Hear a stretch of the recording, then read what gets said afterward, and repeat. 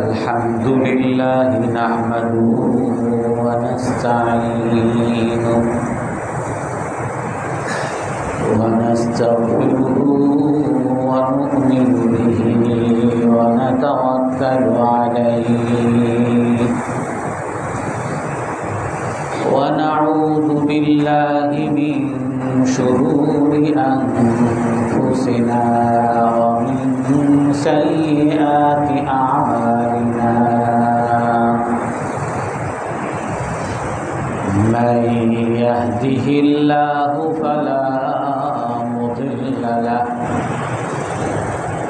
ومن يضلله فلا هادي له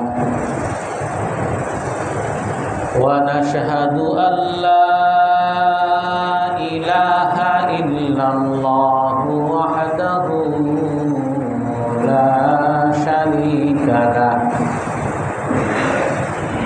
ونشهد أن سيدنا ومولانا محمدا عبده ورسوله أرسله بالحق بشيرا ونذيرا بين يدي الساعة من يطع الله ورسوله فقد رشد واهتدى ومن يعصهما فقد ضل وغوى أما بعد فأعوذ بالله من الشيطان الرجيم بسم الله الرحمن الرحيم قل أغير الله أبغي ربا وهو رب كل شيء ولا تكسب كل نفس إلا عليها ولا تزر وازرة وزر أخرى ثم إلى ربكم مرجعكم فينبئكم بما كنتم فيه تختلفون وهو الذي جعلكم خلائف في الأرض ورفع بعضكم فوق بعض درجات ليبلوكم فيما آتاكم إن ربك سريع العقاب وإنه لغفور رحيم صدق الله العظيم وقال النبي صلى الله عليه وسلم كل أمتي معافى إلا المجاهرون وإن من المجاهرة أن يعمل رجل عملا في ليل وقد بات يستره الله ويقول يا فلانا إني عملت البارحة كذا وكذا أو كما قال عليه الصلاة والسلام সম্মানিত মুসল্লিয়ানে কেরাম,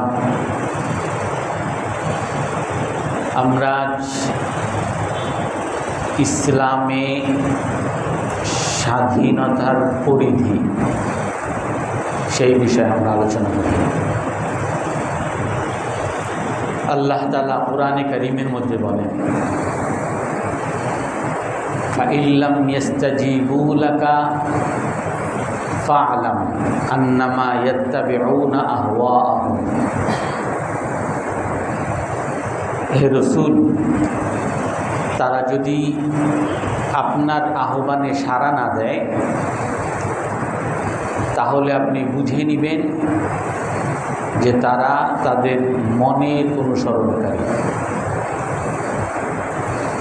আল্লাহ রাসূল সাল্লাল্লাহু আলাইহি ওয়াসাল্লাম এক হাদিসের মধ্যে বলেন, ইন্নাল্লাহা ফারাদা ফারাইদ ফালা তুদাইয়ুহা।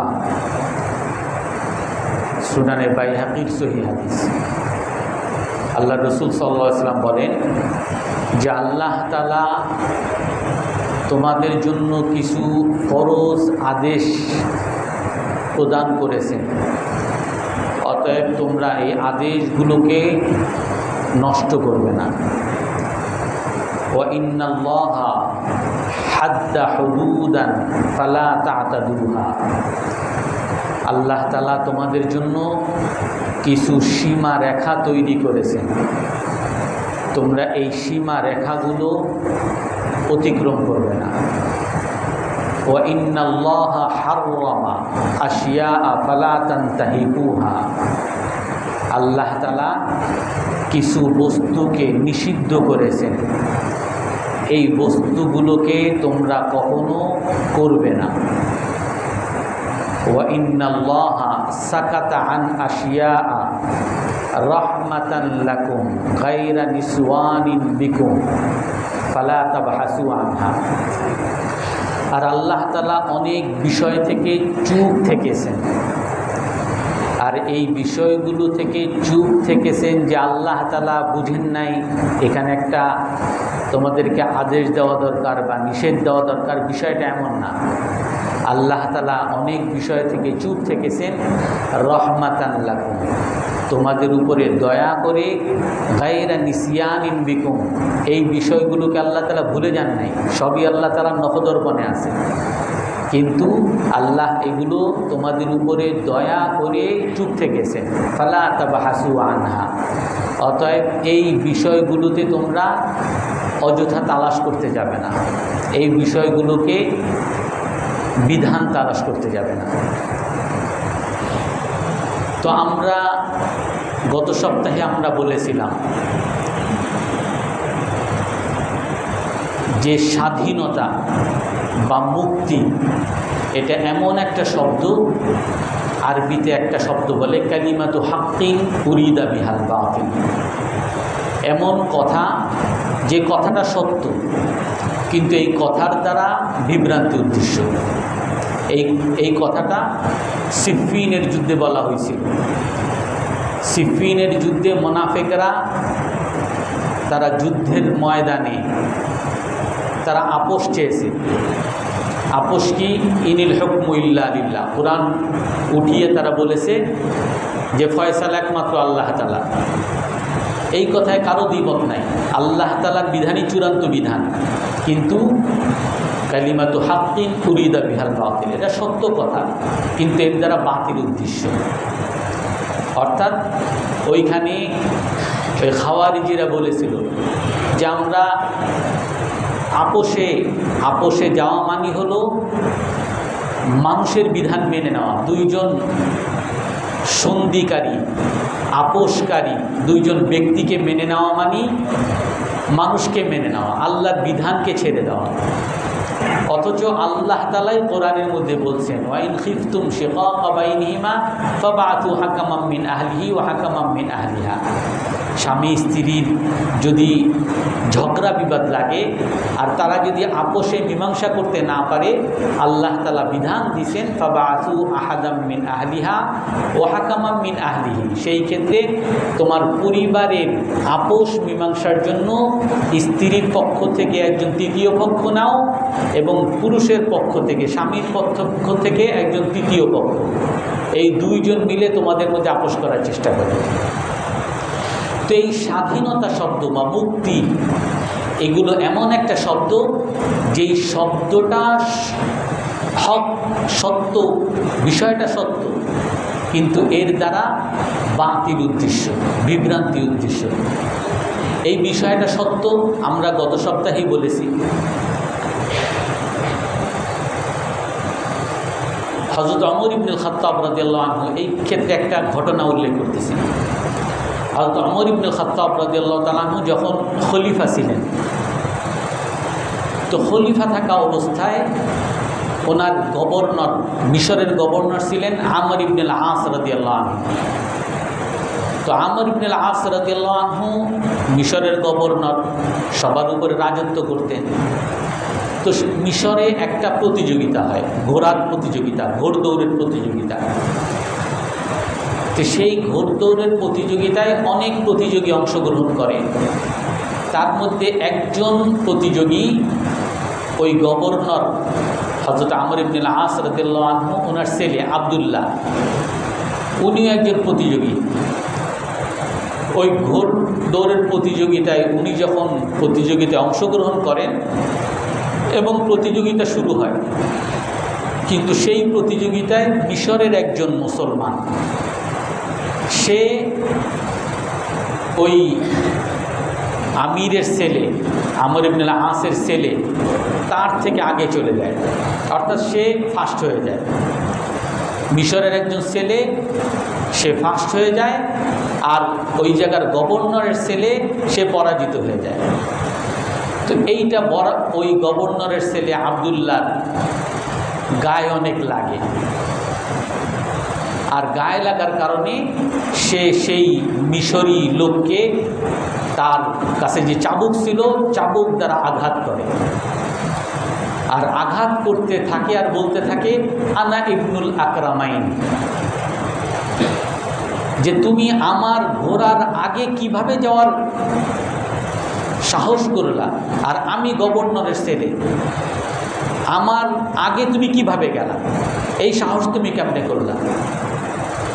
তো সেই মিশরের লোকটা, ছেলেটা, সে সেখানে নির্যাতিত হয়ে কোনো কিছু বলেন নাই, সরাসরি সে মদিনায় চলে আসছে।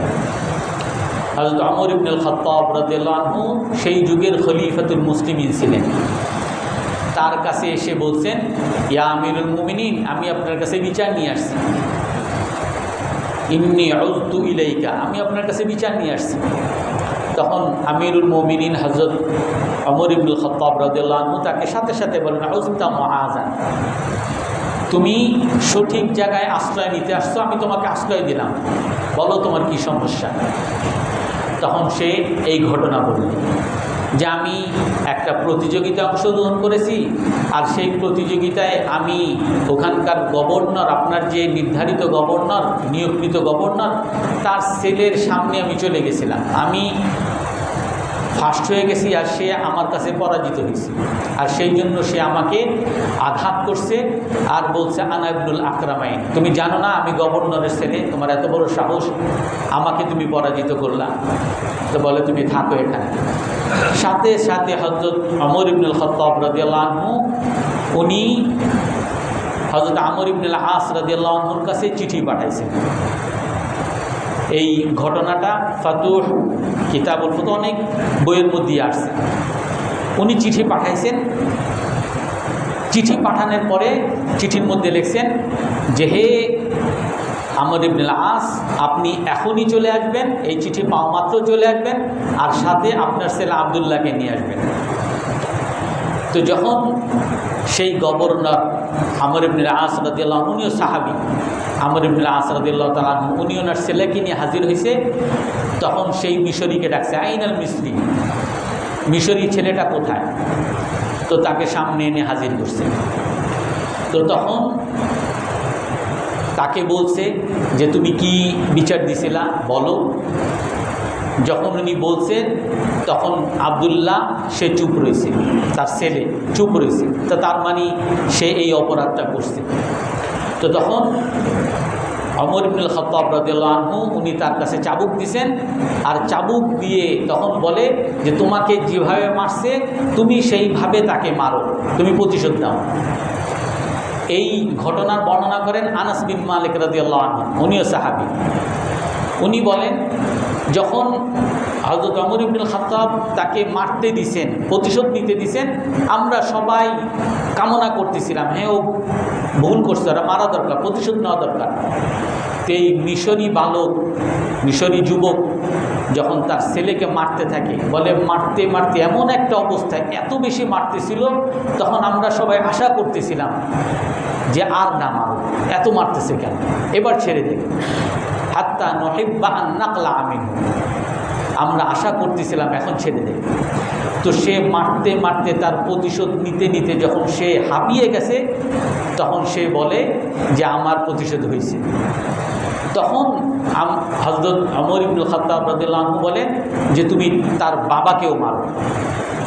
তখন সেই মিশরী বলে যে না, তার বাবা তো আমার উপরে কিছু করে নাই, আমারে করছে তার ছেলে আমার উপরে জুলুম করেছে, আমি এর প্রতিশোধ নিয়েছি, আমার আর প্রতিশোধ দরকার নেই। তখন হযরত ওমর ইবনুল খাত্তাব রাদিয়াল্লাহু আনহু বলেন, তার গভর্নর আমর ইবনুল আস, উনিও বড় সাহাবী, ওনাকে বলেন মাতা ইস্তাআবাতুমুন নাস ওয়াকাদ ওয়ালাদাতুহুম উম্মাহাতুম আহরারুহুম। এই হযরত ওমরের এই বাক্য অনেক প্রসিদ্ধ, বিভিন্ন কিতাবে আসছে। মাতা ইস্তাআবাতুমুন নাস ওয়াকাদ ওয়ালাদাতুহুম উম্মাহাতুম আহরারুহুম। হে আমর ইবনুল আস, আমি তোমাকে গভর্নর বানিয়েছি, আর তুমি গভর্নর হওয়ার কারণে তোমার ছেলেরা অন্য মানুষকে চাকর বানিয়ে ফেলবে, অথচ তাদেরকে তার মা যখন ভূমিষ্ঠ করেছে স্বাধীন সত্তা হিসাবে ভূমিষ্ঠ করেছে। একজন স্বাধীন ব্যক্তিকে তোমরা তোমার ইচ্ছার গোলাম বানিয়ে ফেলবে, তোমরা যা চাও তাই তাকে করতে হবে, অন্যায়ভাবে ন্যায়ভাবে তোমরা তাকে গোলাম বানাবা। কবে থেকে তোমরা এরকম গোলাম বানানো শুরু করছো, অথচ তার মা তাকে স্বাধীন রূপে জন্মগ্রহণ করেছে। অর্থাৎ প্রতিটা মানুষ জন্মগতভাবে স্বাধীন, প্রকৃতিগতভাবে স্বাধীন। আপনি যা ইচ্ছা তাই করতে পারেন, আপনি যা ইচ্ছা তাই বলতে পারেন, আপনি যা ইচ্ছা তার মালিক হতে পারেন, আপনি যা ইচ্ছা তা শিখতে পারেন, আপনি যা ইচ্ছা তা চিন্তা করতে পারেন। এই স্বাধীনতা আপনাকে প্রকৃতিগতভাবে দেওয়া হয়েছে। আর এই কথা এই যে হযরত ওমর ইবনে খাত্তাব রাদিয়াল্লাহু আনহু বলছেন, এটাই এই কাফের মুশরিক বর্তমান যারা বিভ্রান্তিকারী, এরাও এই কথা বলে যে আমি স্বাধীন। হযরত ওমর খাত্তাব যেই অর্থে বলেছেন যে মানুষ স্বাধীন রূপে জন্মগ্রহণ করে, তোমরা তাকে কেন গোলাম বানাও, এই স্বাধীনতার কথাই এই কাফির মুশরিক পাশ্চাত্যরা পশ্চিমারা সেটা বলে। কিন্তু হযরত ওমর ইবনুল খাত্তাব যেই অর্থে স্বাধীন বলেছেন, সেই অর্থের স্বাধীনতার কথা এই পশ্চিমারা বলে না। তারা স্বাধীনতা বলে যে তারা সব কিছুতে স্বাধীন, যা ইচ্ছা তাই করতে পারবে। এখন যা ইচ্ছা তাই, আমি গত সপ্তাহে বলেছিলাম, যা ইচ্ছা তা করতে পারবে, কিছুদিন পরে দেখে যে না অন্যের ক্ষতি হয়, তারাই আবার বিধান করছে যে স্বাধীনতা হলো তখন পর্যন্ত যতক্ষণ পর্যন্ত না অন্যের ক্ষতি হয়। আপনি গাড়ি চালাবেন, এখন সবাই যদি তার ব্যক্তি স্বাধীনতা যদি করতে থাকে, তাহলে একটা গাড়ি সামনে থেকে আসবে, আমি তার গাড়ির সামনে লাগিয়ে দিব, আমি স্বাধীন তারে লাগানোর, সেও স্বাধীন আমার লাগে। অ্যাক্সিডেন্ট সব ঢাকা শহরে অ্যাক্সিডেন্টে হাজার হাজার মানুষ মারা যাবে। এরকম একেবারে অকথ্য স্বাধীনতা পশ্চিমারাও দেয় না। তারা বলে যে না, যতক্ষণ পর্যন্ত না অন্যের ক্ষতি না হবে ততক্ষণ পর্যন্ত তুমি স্বাধীন, অন্যের ক্ষতি হইলে আর স্বাধীন না। আপনারা সবাই জানেন, একসময় আমাদের দেশে 31st নাইটে সারা রাত ছেলে মেয়েরা বিভিন্ন কনসার্ট করতো, আড্ডা মারতো, আর আলেম ওলামা সবাই এই ক্ষেত্রে বাধা দিত যে এটা হারাম, একটা বিজাতি একটা সংস্কৃতি, বিজাতি একটা অনুষ্ঠান, এটা করা ঠিক না। সবাই আমাদের স্বাধীনতা, এই মোল্লা মৌলবীরা তারা পিছনে পড়ে আছে, আমাদের স্বাধীনতা তারা হরণ করে।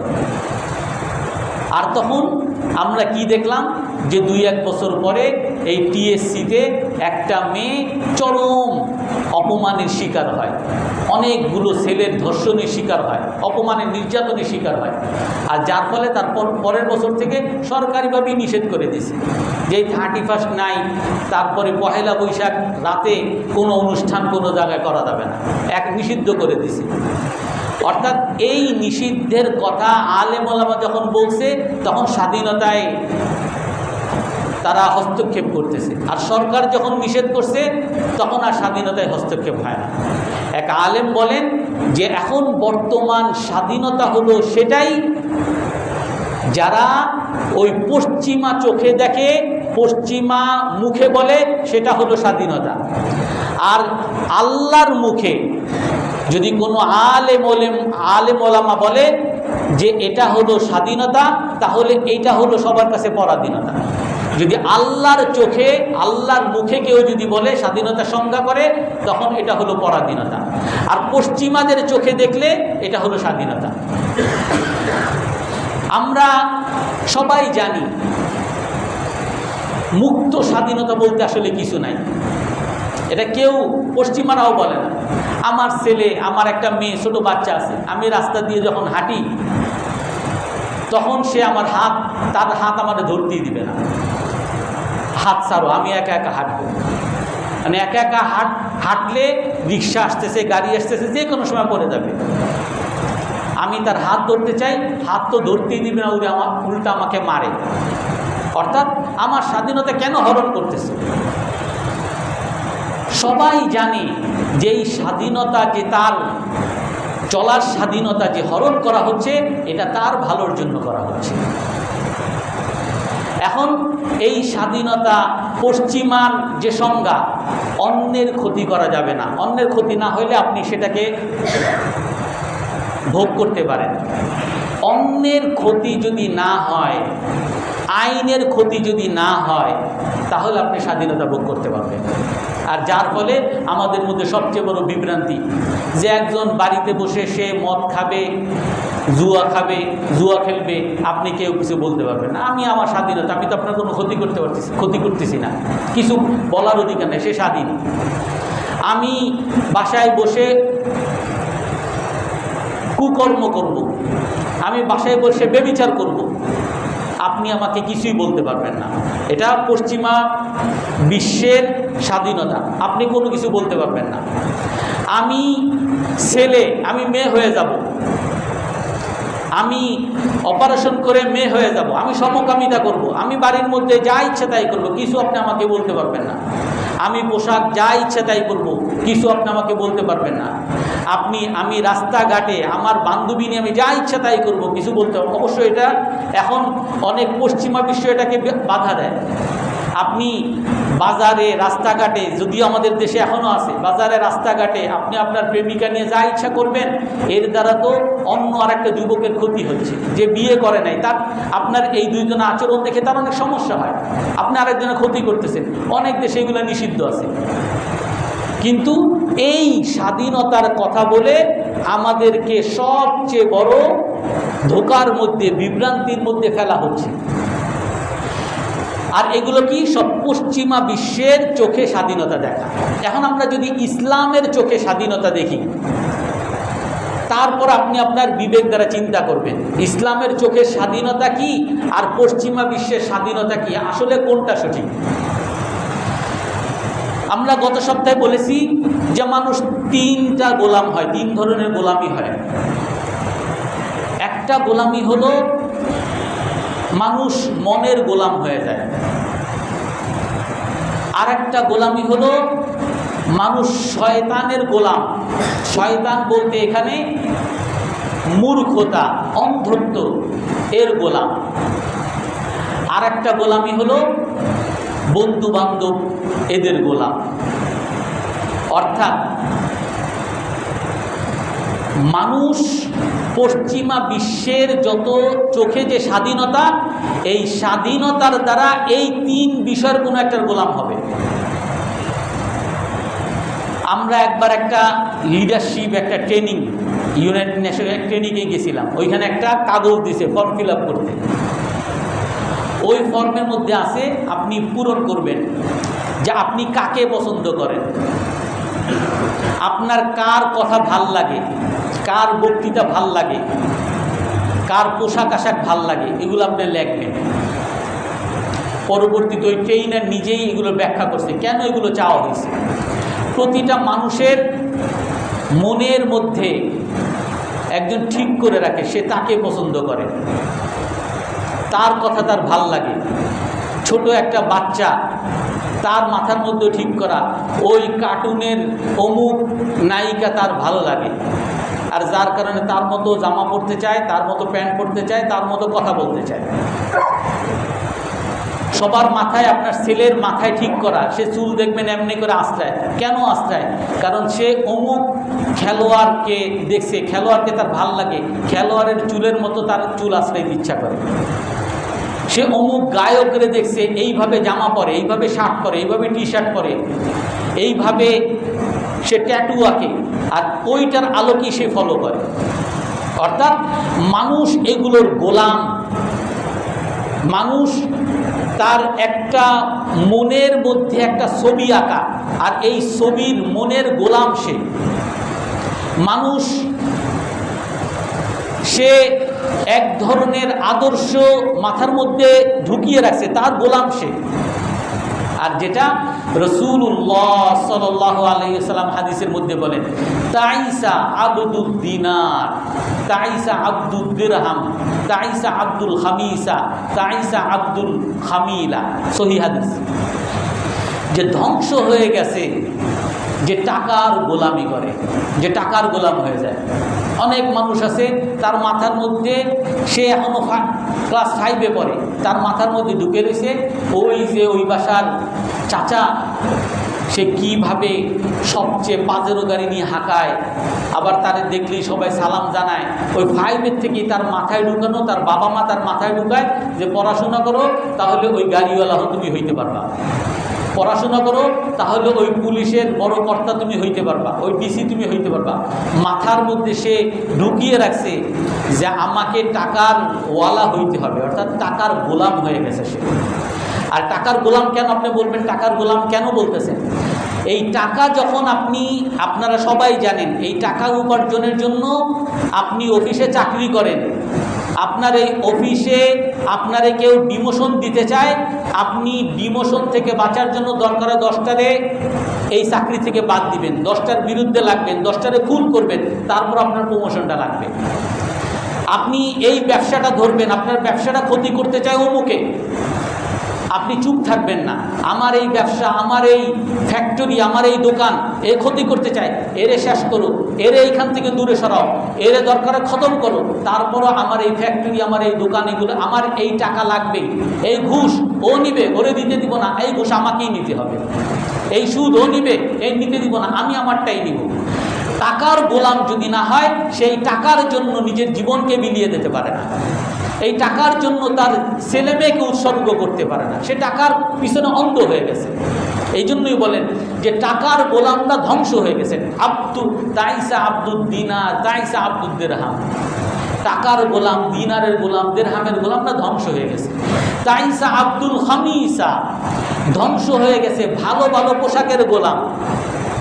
একজন মানুষ একবার একটা মেট্রোতে উঠতে দিছি, তো একজনার শু খুব হয়তোবা সে খুব পলিশ করে আনছে, হঠাৎ করে একজনার পায়ে একটু লেগে গেছে, জুতার মধ্যে লেগে তো যাই অনেক সময়।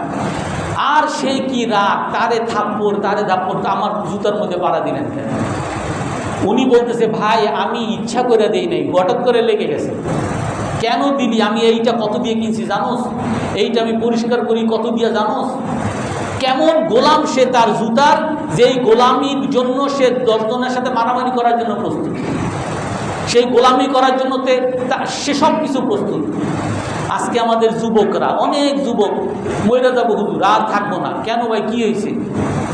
অমুকরে প্রেম করছিলাম, সে তো আমার রেখা আর একজনের সাথে প্রেম শুরু করছে, তুমি দুনিয়া সব বরবাদ, আমি মরে যাবো। আরে তুমি একজনের সাথে যে তোমার ছেড়েই চলে গেছে, এ তো আসলে তোমার কখনো ভালোবাসে নাই, এই কি সব নাকি? তুমি আরেকজন বিয়ে করো, তুমি তোমার বাপ মাকে বলো তোমাকে এর চেয়ে আরো সুন্দর মেয়ে বিয়ে দিয়ে দিবে, না এর আমি পাই নাই, আমার আর জীবন লাগবে না। অর্থাৎ সে মেয়ের গোলাম হয়ে গেছে, এছাড়া আর তার কিচ্ছু চলবে না, একে তার লাগবেই।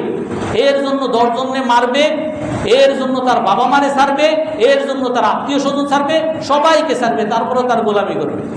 আর আজকে সবচেয়ে বড় বড় অফিসার, সবচেয়ে বড় বড় এই যে পুলিশ অফিসাররা দুনিয়ার সবাইরে মারে, সবাইরে ধরে, সবাইরে পুলিশ মামলা দিয়ে ঠেকায়, আর সে তার বউর পিছে পিছে তার ভ্যানিটি ব্যাগ নিয়ে হাঁটে। আর বউ তার ধমকি দেয়, না না কি করতে হবে বলো, কয় টাকা লাগবে বলো, সব তার বউয়ের কাছে গোলাম। সে কেন গোলাম হয়েছে? তাইসা আব্দুল ফাতা যে এরকম মেয়েদের গোলাম হবে সেও ধ্বংস। এগুলো সব গোলামি। অর্থাৎ আল্লাহ তাআলা আমাদের সামনে শিখিয়েছেন এই পশ্চিমা বিশ্বে স্বাধীনতার কথা বলে তোমাদেরকে স্বাধীন বানায় না, হয়তোবা তোমাকে গানের গোলাম বানায়, না হলে তোমাকে নায়িকার গোলাম বানায়, না হলে তোমাকে অমুক প্রেমিকার গোলাম বানায়, না হয় তোমাকে মদের গোলাম বানায়, না হলে তোমাকে টাকার গোলাম বানায়, না হলে তোমার ডিগ্রির গোলাম বানায়, তোমাকে এক একজনের গোলাম বানিয়ে দেয়। আচ্ছা, একজনের গোলাম হইলাম, আল্লাহকেও মানবো, প্রেমও করবো, সমস্যা কি? দুটোটা একসাথে চলতে পারে না। আল্লাহ তাআলা কোরআনের মধ্যে বলেন, দরাবাল্লাহু মাতালান রাজুলান ফীহি শুরাকাউ মুতাশাকিসুনা ওয়া রাজুলান সালামান লিরাজুল হাল ইয়াস্তাওয়ানি মাতালা আলহামদুলিল্লাহি বাল আকতারুহুম লা ইয়ালামুন। আল্লাহ তাআলা বলেন যে আমি আপনার সামনে একটা দৃষ্টান্ত দেই, দরাবাল্লাহু মাতালা, একটা দৃষ্টান্ত দেই। কি? রাজুলান ফীহি শুরাকাউ মুতাশাকিসুন, একজন লোক, তার মালিক কয়েকজন, আর এই মালিকরা আপোষটা পরস্পর বিরোধী মালিক। ওয়ারাজুলান সালামান লিরাজুল, আর একজন ব্যক্তি, তার একজনই মালিক।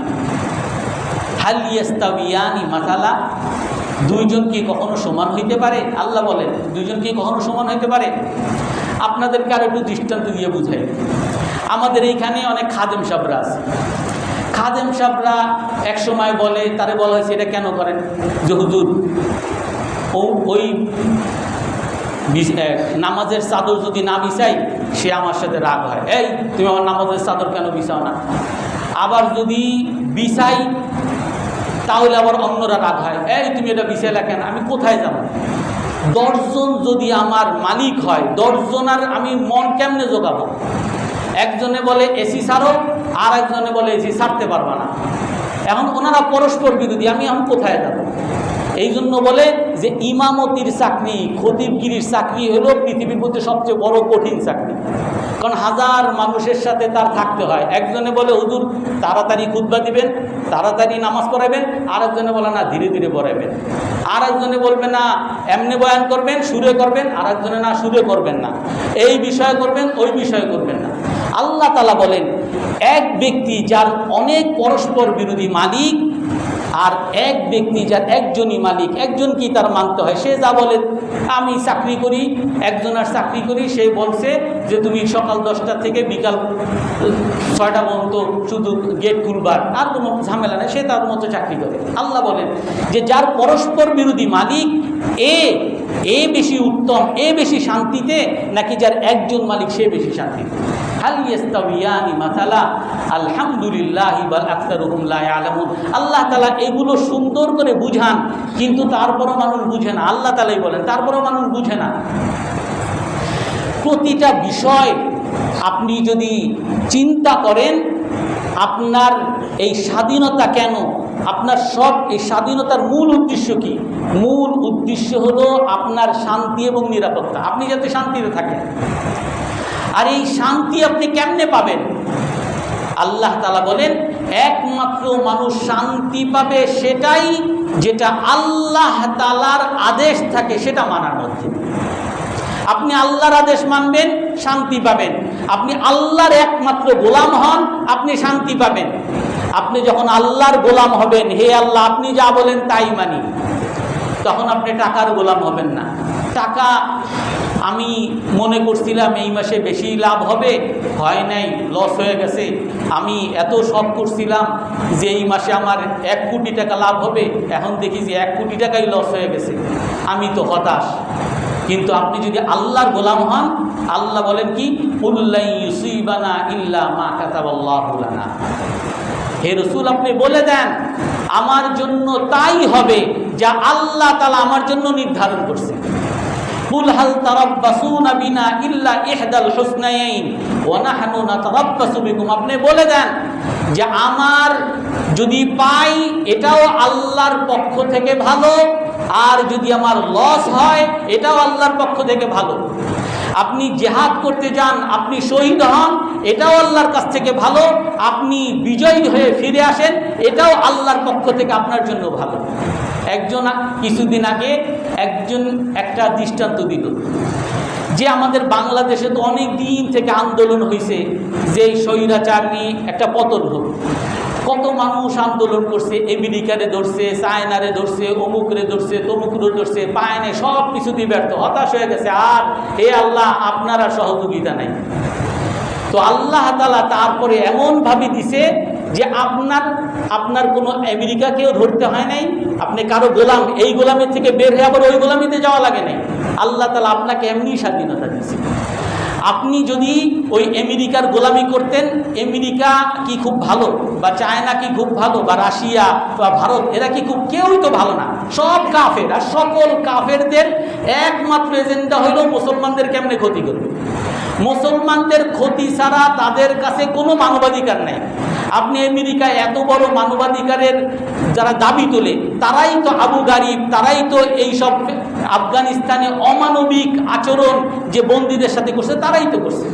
এই চায়না, যাদেরকে আমরা ভালোবাসি, যাদেরকে আমরা বড় মনে করে আমাদের অমুক করবে তমুক করবে, এদের ওই দেশে হাজার হাজার মুসলমানের ক্যাম্প করে রাখছে, তাদের কোনো মানবাধিকার দেয় না। উইগুরের মুসলমানদের কোনো মানবাধিকার তারা দেয় না। এবং এই চায়নায় বিভিন্ন দেশে গিয়ে তারা লোন দেয়, লোন দিয়ে শ্রীলঙ্কার লোন দিয়ে, তাদের লোন যখন পরিশোধ করতে পারে না, তোমার পুরো চিটাং পোর্ট দিয়ে দাও, 100 বছরের জন্য আমাকে দিয়ে দিতে হবে, টাকা দিতে পারো না, দিয়ে দাও। তারা এক এক জায়গায় লোন দেয়, লোন দিয়ে সেগুলোর মালিকানা তারা নিয়ে নেয়। আপনার এই ভারত, এরা তো আমাদের গোলামি, আমাদেরকে যে তাদের গোলাম বানাতে চায়, এখানে তো আর কোনো অস্পষ্টতার কিছুই নাই। অর্থাৎ মুসলমান একমাত্র শান্তি এবং সফলতা তখনই পাবে যখন একমাত্র আল্লাহ তাআলার গোলাম হবে। আর ওই আল্লাহ তাআলার গোলামির মধ্যে আপনার আরেকটা অন্যতম শর্ত হলো কুল্লাই ইউসিবানা ইল্লা মা কাতাবাল্লাহু লানা। আমি জিতি, হে আল্লাহ আপনি আমার জন্য ভালো করছেন, আমি খুশি। আমি হারি, হে আল্লাহ আপনি আমার জন্য, এই হারাটাই আমার জন্য কল্যাণকর করছেন, আমি আপনার উপরে খুশি। সর্ব অবস্থায় আল্লাহর উপর খুশি থাকতে হবে। এটাই হলো আল্লাহর গোলামি। আপনি যখন আল্লাহর গোলামি করবেন, তখন আল্লাহ তাআলা আপনাকে সুখী রাখবেন, সমস্ত ক্ষেত্রে আপনি খুব সুখী হবেন।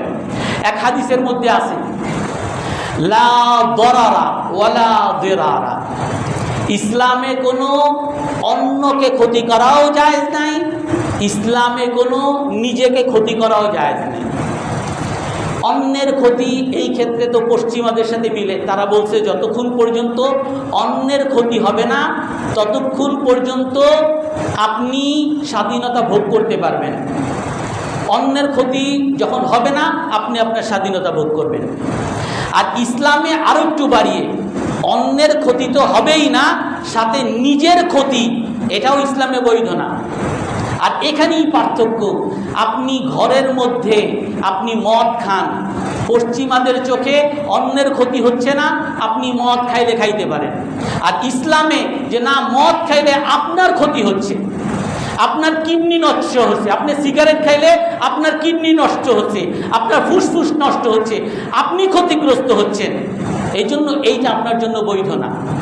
আমি ছেলে মেয়ে হয়ে যাব, আমি সমকামিতা করব, পশ্চিমা বিশ্বে যে অন্যের কোনো ক্ষতি হচ্ছে না, তো আমি তো করতে পারি, আমার 2 বন্ধু মিলে আমরা যা ইচ্ছে তাই করতে পারি। আমরা অকাম করব, ব্যভিচার করব, সে একজন ছেলে মেয়ে, আমরা ঘরের মধ্যে যা ইচ্ছা তাই করতে পারবো। ইসলাম বলে এটা অন্যের ক্ষতি যদি না হয়, তোমার নিজের ক্ষতি তুমি নিজে করতেছো। তুমি একটা বেবিচারে লিপ্ত হইতেছো, এইডসে লিপ্ত হওয়ার, এইডসে আক্রান্ত হওয়ার সুযোগ তুমি তৈরি করতেছো। তুমি সমকামিতায় লিপ্ত হইতেছো, ভয়ঙ্কর বিপদের সম্মুখীন তুমি হইতেছো।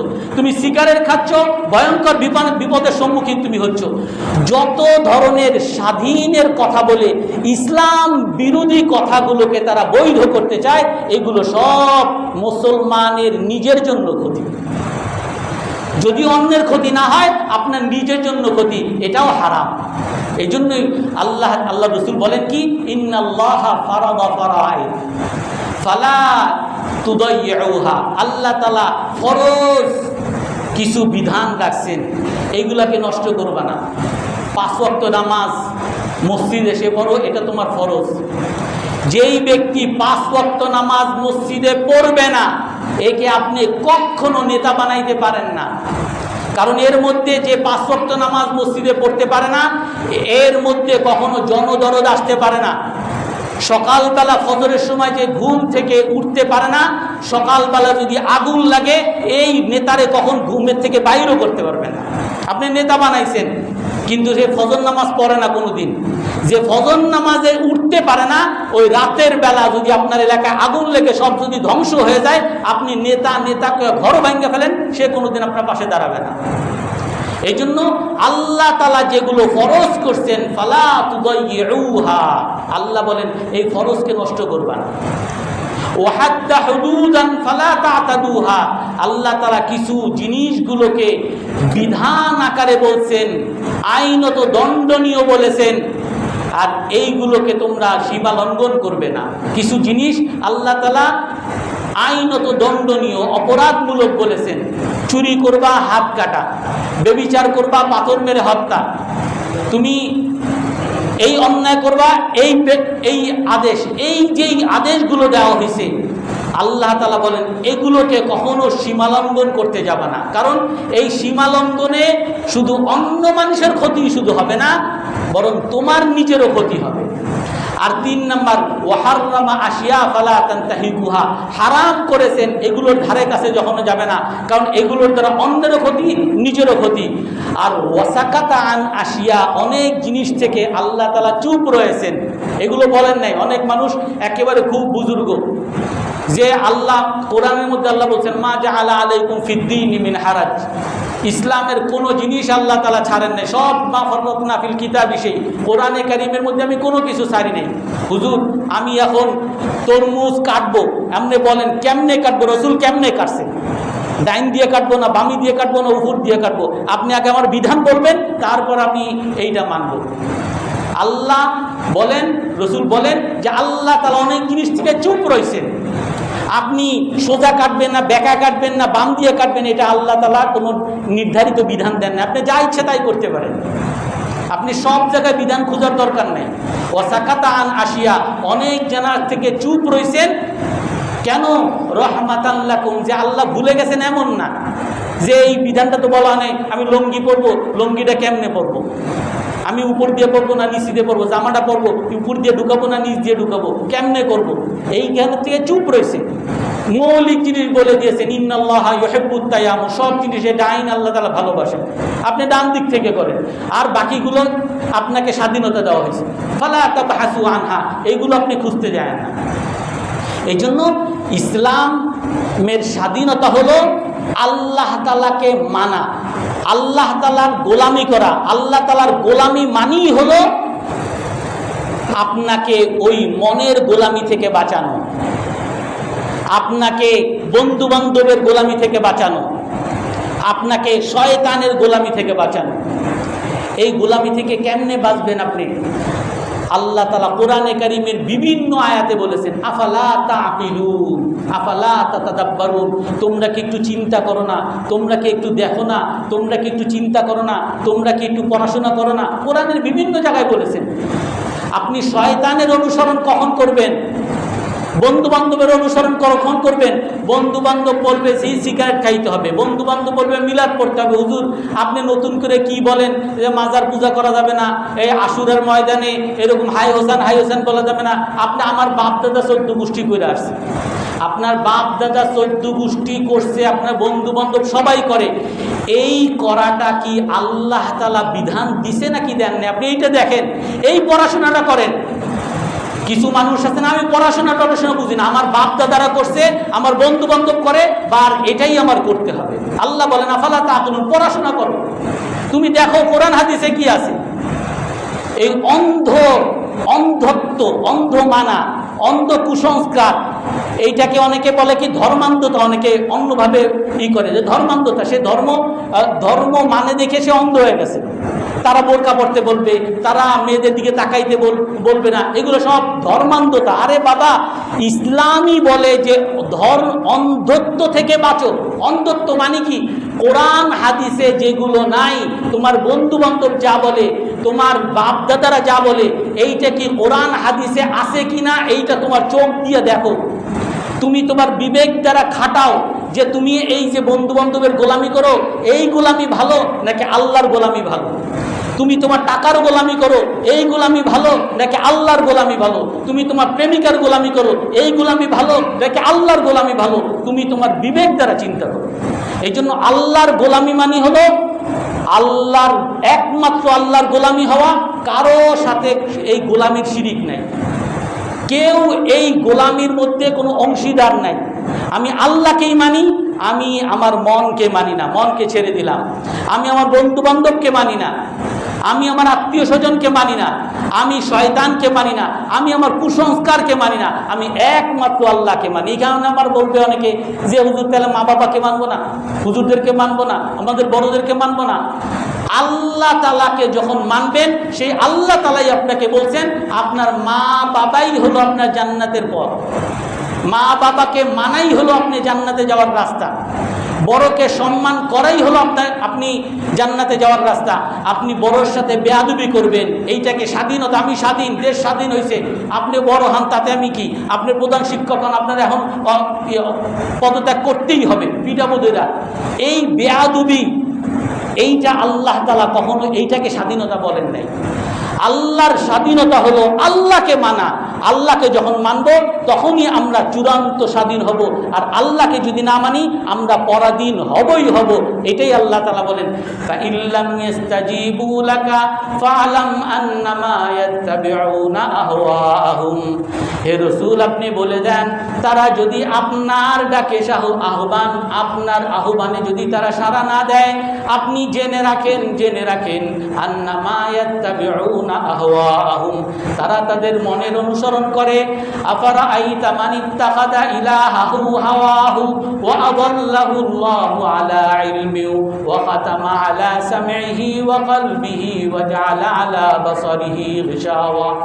আপনি অনেক মানুষকে দেখবেন তাদের মনকে তাদের দেবতা বানিয়ে ফেলছে, আর এই মন তাকে জেনে শুনে তাকে পথভ্রষ্ট করতেছে। আপনি এখনো যদি চিন্তা করেন, আপনি এখন যা বয়ান করলাম সবাই মানলেন যে হুজুর আপনি বলেছেন এক আল্লাহর গোলামি করতে হবে, মানি, কিন্তু আমি তো হুজুর আপনার মতো হুজুর হইতে পারবো না, আমার স্ত্রীকে আমি বোরকা পরাইতে পারবো না, আমি মোল্লা হইতে পারবো না, আপনার মতো মৌলবাদী হতে পারবো না। এই যে চিন্তা, এই যে ভুল ধারণা, এটাই আপনার মনের গোলামি। আপনি মন দিয়ে চিন্তা করেন, আপনার দাড়ি রাখা এইটাকে আপনি মৌলবাদিতা, মোল্লাগিরি বুঝতেছেন, আর দাড়ি কাটা এটাকেই আপনি আধুনিকতা বুঝতেছেন। আপনি একটু চিন্তা করেন কোনটাই আপনার লাভ? দাড়ি রাখায় আপনার মেডিকেলি লাভ বলে না ক্ষতি বলে? মাথায় টুপি পরা, পাঞ্জাবি পরা, আপনার স্ত্রীকে বোরকা পরানো, আপনার পর্দা পুশিদা মানা, এইগুলোর মধ্যেই লাভ নাকি ক্ষতি? আপনার বিবেককে আপনি কাজে লাগান। যখন আপনার বিবেককে কাজে লাগাবেন তখন দেখবেন একমাত্র শান্তি এবং সফলতা আল্লাহ তাআলার গোলামির মধ্যেই। কার গোলামিতে শান্তি? একমাত্র বলতে হবে কার গোলামিতে শান্তি? একমাত্র আল্লাহর গোলামিতে শান্তি। আমরা সবাই আল্লাহর গোলামি করবো তো ইনশাআল্লাহ। আল্লাহ তাআলা সবাইকে তৌফিক দান করেন।